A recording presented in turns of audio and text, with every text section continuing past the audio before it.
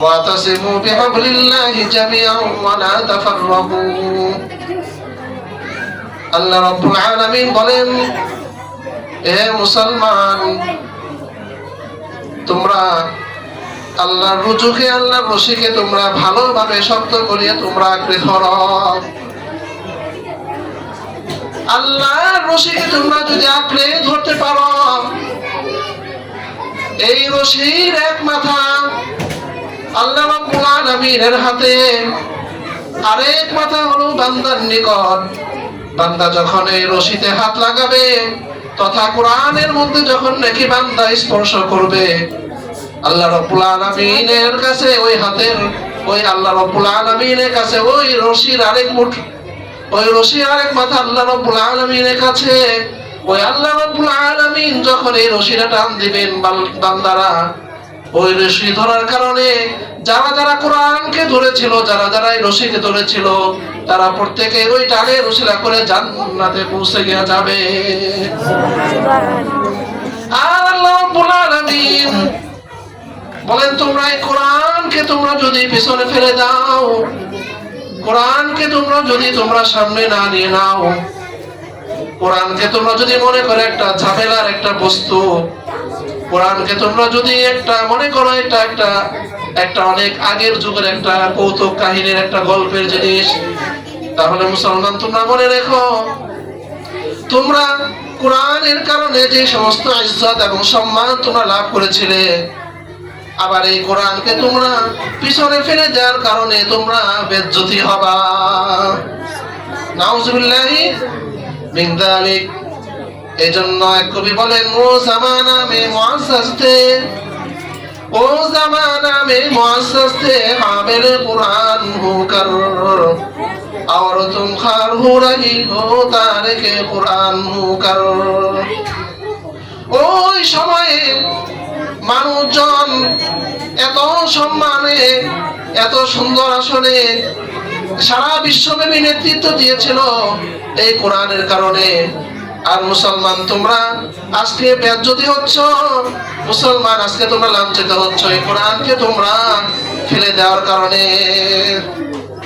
কোরআনকে যথার্থভাবে মূল্যায়ন না করার কারণে আজকে আমাদের এই বেজ্জতি। একবার আমার কাছে কোরআন শরীফ জমা দিতে আসছে, আফসোস করে বলতে হয়, কেন জমা দিতে আসছে? বলে যে কোরআন পড়ার মতো বাসায় কেউ নাই, কোরআন পড়ার মতো বাসায় কেউ নাই, এজন্য যে ছিল সে তো মারা গেছে, এখন কোরআনটা জমা দেন। মুসলমান, কোরআন তো এভাবে জমা দেওয়ার বস্তু নয়। কোরআন তুমি জমা দিও না, কোরআনকে তুমি তোমার সিনার মধ্যে ধারণ করো। কোরআনকে তুমি যদি সিনার মধ্যে ধারণ করতে পারো, আমি খোদার কসম করে বলছি, তোমার সিনা দুনিয়ায়ও চলবে না এবং আখিরাতেও জাহান্নামের কোনো আগুন নাই তোমার এই সিনাকে জ্বালাবে নাই। হযরত হাফিজ হুজুর রাহমাতুল্লাহ আলাইহি কলিজার টুকরা এক সন্তান ছিলেন, যার নাম ছিল ওবাইদুল্লাহ। যার নাম ছিল কি? ওবাইদুল্লাহ। হাফিজ হুজুর রাহমাতুল্লাহ আলাইহি নাম শুনছেন তো? এই ওনার দ্বিতীয় সন্তান ওবাইদুল্লাহ তো হজের সফরে যাচ্ছিলেন। হাফিজ হুজুর রাহমাতুল্লাহ আলাইহির সফর একটু পরে, আর ওনার সন্তান কলিজার টুকরা ওবাইদুল্লাহ রাহমাতুল্লাহ আলাইহি হজের সফরে রওনা হয়েছেন। জিদ্দা বিমানবন্দরে যখন বিমান ল্যান্ড করবে, ল্যান্ড করার মুহূর্তে ওই বিমানটায় আগুন ধরে যায়। বিমানটা কি ধরে যায়? আগুন ধরে যায়। ওই আগুন ধরার পর সব যাত্রী সব মারা যায়, সব যাত্রীগুলো পুড়ে ছারখার হয়ে যায়। এরপরে কিছুক্ষণ পরে হাফিজ হুজুর রাহমাতুল্লাহ আলাইহির বিমান ওই জিদ্দা এয়ারপোর্টে ল্যান্ড করলো।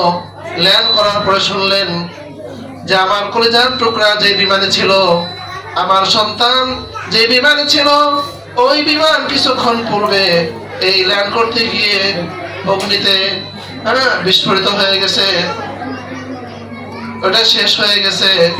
তো হাফিজ হুজুর রাহমাতুল্লাহ আলাইহি বললেন, ওই বিমান শেষ হতে পারে, সব কিছু জ্বলে যেতে পারে, সব যাত্রী জ্বলে যেতে পারে, কিন্তু আমার কলিজার টুকরা, আমার ওবাইদুল্লাহর কলিজা, আমার ওবাইদুল্লাহর সিনা দেখো অক্ষত আছে। এই ঘোষণা দেওয়ার পর কন্ট্রোল রুমে জানানো হলো যে আমাদের একজন সাথী আছেন, আগের বিমানে আসছেন, ওনাকে অক্ষত পাওয়া যেতে পারে। হাফিজ হুজুর রাহমাতুল্লাহ আলাইহির যে কথা, আল্লাহ রাব্বুল আলামিন ঠিক ওই হাফিজ হুজুর কথা ঠিক রাখলেন। তো এরপরে বিমানকে খোঁজাখুঁজি করে দেখা গেল সব যাত্রী একদম পুড়ে ছারখার হয়ে গেছে, কিন্তু ওই কোরআনে হাফেজ, ওই কোরআনওয়ালা আল্লাহ রাব্বুল আলামিন ওই নেক বান্দাকে আল্লাহ রাব্বুল আলামিন এই সিনা সহ অক্ষত রেখেছেন, শহীদ হয়ে গেছে, কিন্তু ওনার এই সিনা, কোরআন যেখানে ছিল এই জায়গাটা অক্ষত ছিল। কিসের উসিলায়? কোরআনের উসিলায়। দুনিয়ার আগুন যে কোরআনওয়ালাকে পোড়াইতে পারে না, জাহান্নামের কোন আগুন নাই এই কোরআনওয়ালাকে পোড়াবে। শুধু এক কোরআনওয়ালাকে নয়, আল্লাহর নবী সাল্লাল্লাহু আলাইহি সাল্লাম বলেন যে কোরআন মুখস্থ করবে, কোরআনকে সংরক্ষণ করবে, সে তার আত্মীয় স্বজনের মধ্যে থেকে 10 জন, একজন না কয়জন? 10 জন। এই 10 জন যাদের ব্যাপারে জাহান্নামের ফয়সালা করা হয়েছিল, এইরকম 10 জনকে সে জান্নাতে নেওয়ার জন্য সে চেষ্টা করে সফল হবে। আল্লাহর সামনে ওয়াকালতি করে, আল্লাহর সামনে, আল্লাহর কাছ থেকে এই জাহান্নামীদেরকে ছিনাই নিয়ে আসবে। আল্লাহ আমার এই দরকার 10 জন, এই 10 জনকে জান্নাতে নিয়ে যাবে। তো বলতে পারেন আল্লাহর সামনে আবার ওকালতি করবে, এরকম আছে নাকি? হ্যাঁ, আল্লাহ রাব্বুল আলামিন নবীজিকে বলে দিয়েছেন যে আমি একজন হাফেজে কোরআন, যে কষ্ট করে সহ্য করে আমার এই কোরআনকে মুখস্থ করলো, এরকম 10 জন জাহান্নামীকে আমি জান্নাতে নেওয়ার জন্য তাকে পারমিশন দিয়ে দিয়েছি। কারণ কি? এই হাফেজে কোরআন কেন এত মর্যাদা? আমার পিঠে দেখেন, এই যে আমার ভাই ওহিদ পিঠে, আর পিঠে দেখেন যারা হাফেজ হয়েছে, দেখেন পিঠে হাজার হাজার দাগ। সেই রাত 3টা থেকে নিয়ে আবার রাত 10টা পর্যন্ত একটানা হুজুরের সামনে বাস পড়তে পড়তে এরপরে 30 পারা হাফেজ ভাই, এমনি হয় নাই, পিঠে দাগ পড়ে যায়, পড়তে এক পর্যায়ে তারপরে হাফেজ হওয়া যায়। বহুত কষ্টের জিনিস। এই যে কষ্ট করছে, আল্লাহ রাব্বুল আলামিন বলেন এই কষ্টের বিনিময়, যাও তোমার কষ্টের বিনিময় তোমার 14 গোষ্ঠীকে নাজাত দিয়ে দিলাম। একজনে কষ্ট করবে, 14 পুরুষ জান্নাতে হয়ে যাবে। সব সময় মানুষকে আল্লাহ তাআলা কষ্ট দেন না। আগে এক সময় আমরা ছোটবেলা দেখছি, আপনারা তো ছিলেন না, নতুন আসছেন, কেউ হয়তো 8-10 বছর 15 বছর আসছেন। আমরা এখানে ছোটবেলায় এখানে কত খেলাধুলা করছি এই জায়গায়। হ্যাঁ, তো এটা আমার নানি বাড়ি, তো সেই হিসাবে এখানে আসা হয়েছে। তো এই স্থান থেকে তো পায়ে হেঁটে আসতাম, বলিয়ারপুর থেকে পায়ে হেঁটে আসতাম আম্মার সাথে, কিন্তু আসার পথে কোনো বিল্ডিং বাড়ি চোখে পড়তো না, বুঝতে সব বেড়ার ঘর এরকম। আজ থেকে প্রায় 30 বছর আগের ইতিহাস বলছি। তো এই যে আমাদের ওই মুরব্বীরা কষ্ট করছিল, ওই কষ্ট করার কারণে আজকে ওই মুরব্বীদের কষ্টের বিনিময় আজকে ওনাদের নাতি পুতিদেরকে আল্লাহ রাব্বুল আলামিন কত আরামে রাখছেন নাকি? হ্যাঁ, এক জাতি কষ্ট করে আরেক জাতি কি করে? আরাম করে। আপনি আরাম করেন, দেখুন আপনার পরবর্তী জাতি কষ্ট থাকবে। আপনি মনে করেন সারাদিন ঘুরলেন, খালেন, ঘুমাইলেন, আর খালি জমি জমা বেচলেন, ঠিক আছে, কোনো সমস্যা নেই, আরাম করে যাবেন।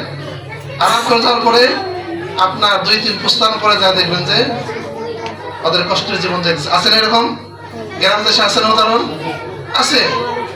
এই জুয়া খেলে আর খেলে আরাম করে, ঘুরে খায় আর বাজার করে, বাস পরবর্তী প্রজন্ম এখন কষ্টে আছে, বাড়িটা পর্যন্ত বিক্রি করে চলে গেছে। আছে আমাদের এলাকায় এরকম। তো এই জন্য আপনার এই সন্তান এই মাদ্রাসায় দিয়েছেন, কষ্ট করতেছে, এই কষ্টের একটা ফলাফল আপনি পাবেন ইনশাআল্লাহ। দুনিয়া পাবেন, আখিরাত পাবেন। দুনিয়া যদিও তেমন কিছু না পান, সবচেয়ে আপনার চিরস্থায়ী, বললাম যে আপনি এখন বিদেশে আছেন, আপনি যখন দেশের বাড়িতে যাবেন, আল কাইয়িসু মান দানা নাফসা, নিজকে নিজে চিনে, ওয়া আমিলা লিমা বাদাল মাউত, মৃত্যুর পরে যারা কিনা কি করে, মৃত্যুর পরে যে সমস্ত কাজে আসবে, যে সমস্ত কাজগুলো ওগুলো যারা করে এরাই হলো সবচেয়ে বুদ্ধিমান। তো আপনি আপনার সন্তানকে, যেহেতু আপনার পরকালে মৃত্যুর পরে আপনার সন্তানগুলো কাজে আসবে, হ্যাঁ, অত্যন্ত একটা দামি হবে আপনার সন্তান, এই জন্য আপনার সন্তানও বুদ্ধিমান, আপনিও বুদ্ধির পরিচয় দিয়েছেন। আপনাকে যদি মানুষ বলে বোকা, তুমি বোকার স্বর্গে বাস করতেছ, এই সন্তানের ভবিষ্যৎ কি? আপনি বলবেন এই সন্তানের ভবিষ্যৎ হলো যে আমার বংশ থেকে 14 জন পুরুষকে, অন্তত 10 জন পুরুষকে, কয়জন পুরুষকে?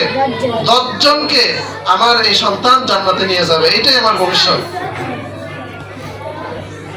দুনিয়া কি টাকা পয়সা শান্তি দিতে পারে? হ্যাঁ, টাকা পয়সা শান্তি দিতে পারে না, দিতে পারে না। টাকা পয়সার সাথে শান্তির সম্পর্ক না, শান্তির সম্পর্ক হলো আল্লাহ রাব্বুল আলামিনের মহব্বত, ভালোবাসা, রহমত, দয়ার সাথে, আল্লাহ রাব্বুল আলামিনকে রাজি খুশি করার সাথে। কার সাথে? আল্লাহকে রাজি খুশি করার সাথে। তা আপনি উল্টা পথে চলবেন, আল্লাহ কি খুশি হবে না বেজার হবে? বেজার। আপনি আপনার সন্তানকে লাইন মতো চালাবেন, কোরআন হাদিস অনুযায়ী চালাবেন, আল্লাহ রাব্বুল আলামিন সন্তুষ্ট হবেন। সন্তুষ্ট হয়ে আপনার এই সন্তানের খাতিরে আপনার জীবন, আপনার সন্তানের জীবন, এবং উলামায়ে কেরাম বলেন একজন হাফেজে কোরআনের উসিলা করে, একজন আলেমের উসিলা করে 14 পুরুষ পর্যন্ত তার একটা প্রভাব চলতে থাকে দুনিয়ায় 14 পুস্তান পর্যন্ত এটা প্রভাব চলে, 14 পুরুষ। এই জন্য ভাই দোস্ত বুজুর্গ, আমরা যাদের সন্তানকে আমরা মাদ্রাসায় দিয়েছি, আমরা কি ঠকছি না জিতছি? জিতছি, ঠকি নাই, ঠকি নাই। আমার আব্বা আমাদেরকে মাদ্রাসায় দিয়ে ঠকে নাই। আমার আব্বাকে আমাদের আত্মীয় স্বজন, আমাদের বংশে আলেম ওলামা নাই। আমার দাদার ইচ্ছা হলো যে আমি আলেম বংশে থেকে একটা কি আনবো, মেয়ে আনবো, আমার বংশে যেন এলেম আসে। এই বংশ থেকে, এটা এলেমের বংশ, এটা আমাদের এই বংশ। আবার বাসিস্তান যে মোল্লা বংশ আছে, এই মোল্লা বংশ থেকে। আবার এই মোল্লা বংশ হলো ইয়ামান থেকে আসছে 4 পুরুষ আগে, ইয়ামানি বংশ। তো আমার দাদার ইচ্ছা হলো এই এলেম বংশ থেকে, আলেম বংশ থেকে, মোল্লা বংশ থেকে একটা মেয়ে নেওয়া। মেয়ে নেওয়ার কারণে আলহামদুলিল্লাহ আমার আম্মা এখান থেকে যাওয়ার কারণে পুরা এলাকা, মানে যত দূর দেখা যায় আমাদের এলাকা, আমার মার উসিলা এলাকা আলোকিত হয়ে গেছে। মার উসিলা, আমার মাকে সবাই এক নামে চিনে, এই তেঁতুলজোড়া এবং বনগাঁওয়ের 2 জনের মানুষ এক নামে, এই এলেমের উসিলা, এই উসিলা করে। তো আব্বাকে আত্মীয় স্বজনরা বলতো, তোমার এই ছেলেদেরকে মাদ্রাসায় পড়াচ্ছ, এদের ভবিষ্যৎ কি? বলে ভবিষ্যৎ হলো উজ্জ্বল, এরা ভবিষ্যতে দেখবা কাজ বাদ ছাড়া কত আনন্দে, কত খুশিতে, এবং জুতা পায়ে দিয়ে দিয়ে এরা চলবে। মানে ওই জামানায় জুতা পায়ে দেওয়া কি ছিল? সবচেয়ে দামি কাজ ছিল। এটা মানে বুঝাইছে যে আমার ছেলেরা জুতা পায়ে দিয়ে ঘুরবে দেখবা।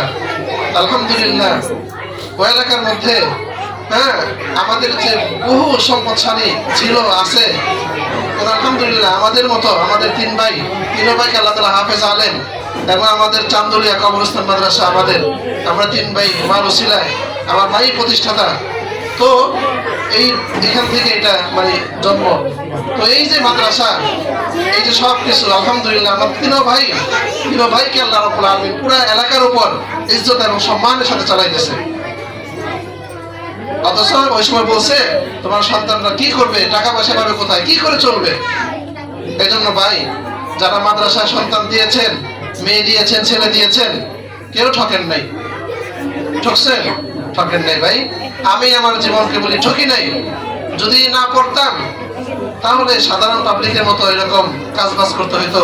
আলহামদুলিল্লাহ ঠকি নাই। আল্লাহ তাআলা অনেক ইজ্জত দিয়েছে। আল্লাহ তাআলা 2 বার হজ করাইছেন, আরেকবার বাচ্চা কাচ্চা সহ আল্লাহ তাআলা উমরা পাঠাইছেন। এটা 4টেখানি কথা, হ্যাঁ। তো আল্লাহ রাব্বুল আলামিন, আর কত মানুষ আছে আমাদের এলাকার, মক্কা মদিনায় তো দূরের কথা, মানে নিয়ত করারও ব্যবস্থা হয়নি এখন। তো সব কে করতে পারে? আল্লাহ। এই জন্য আল্লাহ রাব্বুল আলামিনের কথা হলো যে তোমরা আল্লাহর রুজু, আল্লাহর রশি, কোরআনকে আঁকড়ে ধরো, সব ঠিক হয়ে যাবে। কোরআনকে আঁকড়ে ধরো, সব ঠিক হয়ে যাবে। তো কোরআনকে আঁকড়ে ধরার মানে কি? মানে কোরআনকে আঁকড়ে ধরার মানে হলো আমল করা। কি আমল করা? অর্থাৎ আমরা আমাদের যে সমস্ত কাজ, এগুলো যেন আমরা সুন্নত মাফিক করতে পারি সেটা চেষ্টা করা। সুন্নত মতো করলে কি হবে? একটা সুসংবাদ আছে,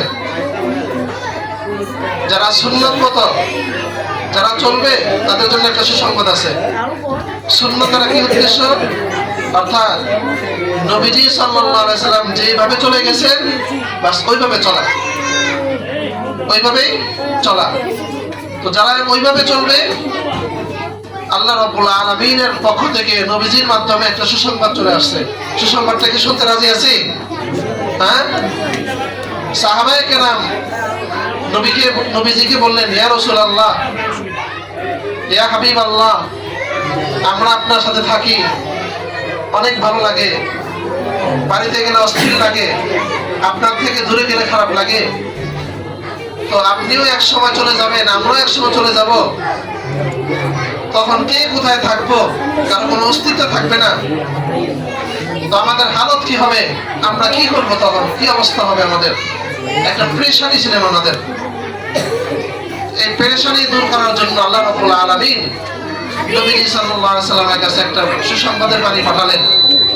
কি পাঠালেন? নবীজি সাল্লাল্লাহু আলাইহি ওয়াসাল্লাম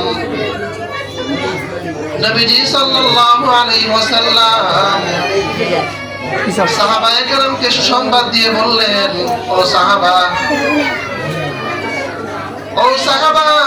তোমরা শুনে রাখো, আল্লাহ রাব্বুল আলামিন তোমাদের জন্য সুসংবাদ দিয়েছেন। কি বলেন? মান আহাব্বা সুন্নতি ফাকাদ আহাব্বানি ওয়া মান আহাব্বানি কানা মাই ফিল জান্নাহ। আল্লাহর নবী সাল্লাল্লাহু আলাইহি সাল্লাম বলেন, যারা আমার সুন্নতকে মহব্বত করলো, আমার নিয়ম অনুযায়ী তারা চললো, আমার সুন্নতকে তারা আঁকড়ে ধরলো, মহব্বত করলো, কানা মাই ফিল মান আহাব্বানি মান আহাব্বা সুন্নতি ফাকাদ আহাব্বানি। যারা আমার সুন্নতকে মহব্বত করলো তারা আমাকে মহব্বত করলো। ওয়া মান আহাব্বানি, যারা আমাকে মহব্বত করলো, কানা মাই ফিল জান্নাহ। আল্লাহ রাব্বুল আলামিন তাদেরকে জান্নাতে আমার সাথে তাদেরকে সঙ্গী বানায় দিবেন।